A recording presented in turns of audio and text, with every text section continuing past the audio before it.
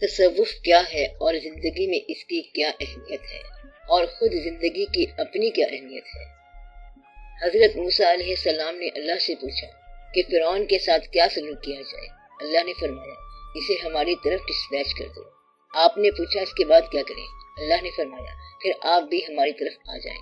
تو بات اتنی ساری ہے کہ ہم زندگی میں پہلے دوسروں کو بھیجتے ہیں، پھر خود چلے جاتے ہیں۔ ایک شخص باپ کے فوت ہونے پر بہت گھبرایا۔ گرو نے اس سے پوچھا کیوں روتے ہو؟ کہنے لگا والد فوت ہو گئے ہیں۔ کہا گھبراؤ نہیں، تم بھی آخر اس کے پاس پہنچ جاؤ گے، جلدی ملاقات ہو جائے گی۔ ساری کی ساری زندگی 2 مرتبہ جدائی ہے، بلکہ کئی مرتبہ جدائی ہے۔ حقیقت یہ ہے کہ زندگی ہمارا عمل نہیں، پیدا کرنا ہمارا عمل نہیں، مرنا یا مارنا ہمارا عمل نہیں۔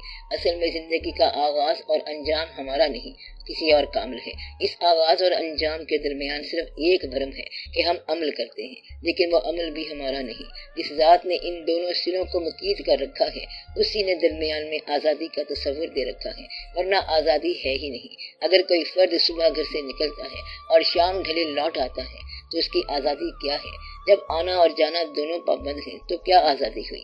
یہ ایک پردہ ہے، بھرم ہے کہ ہم غلامی کو آزادی کے تصور سے گزار رہے ہیں۔ اصل میں یہ آزادی نہیں بلکہ غلامی ہے۔ جس نے یہ سمجھ لیا کہ یہ غلامی ہے، وہ تو زندگی غلام بن کے گزارے گا، اور اسی کے لیے یہ سارا کھیل ہے۔ اب آپ اس حقیقت کو پہچانو کہ آپ کی اس زندگی میں آپ کا اپنا کیا ہے۔ آپ کے اندر آپ کا کچھ بھی اپنا نہیں ہے۔ جب بینائی وہ اللہ دے، چہرے بھی وہ بنائے، محبت بھی وہی عطا کرے، عقل بھی دے، خیال بھی دے، صحت بھی دے، تو یہ سب اسی کا تو ہے۔ آپ کی اپنی ملکیت کچھ بھی نہیں، چاہے افکار کی ملکیت ہو، کردار کی ملکیت ہو یا فکر کی ملکیت ہو، یعنی کوئی بھی ملکیت ہو، آپ کی اپنی نہیں، بلکہ آپ اپنی ملکیت کی ملکیت ہیں۔ زندگی مالک نے بنائی ہے۔ صاحب فکر یہ پہچانتا ہے کہ ہماری زندگی ہماری نہیں۔ یہی پہچان تصوف کی ابتدا ہے، اور یہاں سے فکر شروع ہوتا ہے۔ تصوف وہ علم ہے جو ہمیں اس حقیقت سے آشنا کرتا ہے کہ یہ زندگی ہماری نہیں ہے، زندگی کسی اور کی ہے اور گزار ہم رہے ہیں۔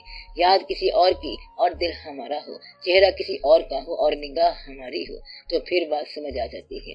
بیٹھے ہم کہیں اور ہوتے ہیں، ہم سفر کسی اور کے ساتھ ہوتے ہیں، اور ہمارا خیال کسی اور کے ساتھ ہوتا ہے۔ ہم سفری کسی کے ساتھ ہوتی ہے اور انجام کسی اور کے ساتھ ہوتا ہے۔ ہماری زندگی آزادی کے تصور کے باوجود زیر انسان کے لیے آزاد نہیں۔ جب انسان سوچتا ہے اور یہ جان لیتا ہے کہ یہ آزادی بھی تو آزاد نہیں، تو پھر اللہ تعالیٰ اس کو حوصلہ دیتا ہے کہ اے انسانوں اور جنوں کے گھروں، نکل سکتے ہو تو نکل جاؤ آسمانوں اور زمینوں سے، مگر نہیں نکل سکو گے سوائے اس کی طاقت کے۔ اللہ نے جس کو طاقت دینا ہوتی ہے اسے طاقت سے پہلے تسلیم کا شعور دیتا ہے۔ اگر تسلیم نہ ملے اور طاقت مل جائے تو انسان فرعون بن کر مرتا ہے، یعنی طاغوت میں مرتا ہے۔ اس لیے طاقت کے نیک امیدوار تسلیم سے ابتدا کرتے ہیں۔ تسلیم کے بعد ملنے والی طاقت اللہ کی طرف سے ہوتی ہے، ہماری حاصل کی ہوئی اور اللہ کی دی ہوئی طاقت میں فرق یہ ہے کہ جب ہم تسلیم سے چل رہے ہیں تو یہ طاقت اللہ کی دی ہوتی ہے، اور جب کوئی اپنی طاقت سے چلے گا تو پھر انجام کار فرعون، شداد اور نمرود ہوگا۔ تو زندگی کے مختلف انداز ہائے ہستی میں سے ایک انداز تصوف کا ہے۔ جب یہ پتہ چل جائے کہ زندگی کی فی نفسہ کوئی اہمیت نہیں، تو جو علم یہ بات بتا رہا ہے اسے تصوف کہتے ہیں۔ تصوف انسان کی انسان کے ساتھ آگہی اور مخلوق کے حوالے سے خالق کی پہچان ہے۔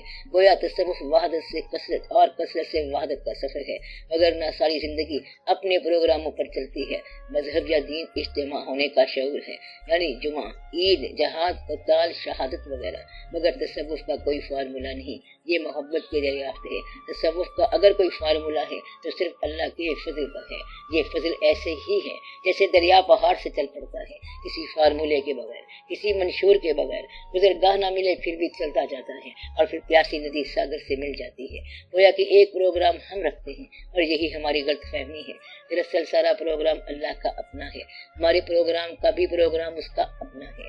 ہم جس ذہن سے یہ پروگرام بناتے ہیں وہ بھی اسی کا عطا کردہ ہے۔ مکڑی جتنا ذہن لگا لے جالا ہی تو بنے گی، مٹی اگلے گی اور مٹی نکلے گی۔ جالا بنانے کا مقصد کیا ہے؟ مکھی کھانا۔ شہد کی مکھی نے ذہن لگایا، شہد بنا دیا، اب اس کو دیکھو کہ نگلا کیا اور اگلا کیا۔ یہ سب اللہ کے پروگرام کے مطابق ہو رہا ہے۔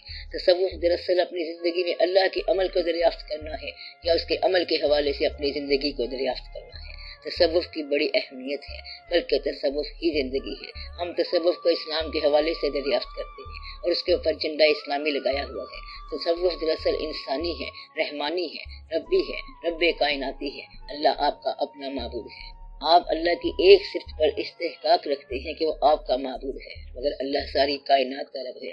تو یہ جو تصوف ہے رب کا ہے، ہم نے اسے صرف اللہ کا بنایا ہوا ہے تاکہ ہمارا سفر ہمارے بزرگوں کے حوالے سے چلتا رہے، کیونکہ ہمارا ضرور شریف ہے اور ہمارے اپنے اسما ہیں۔ یہ سب اس لیے ہے تاکہ وحدت کے ساتھ امت کو ایک خیال لے کر چل پڑے، اور وہ خیال ہے زندگی کا باطنی شعور۔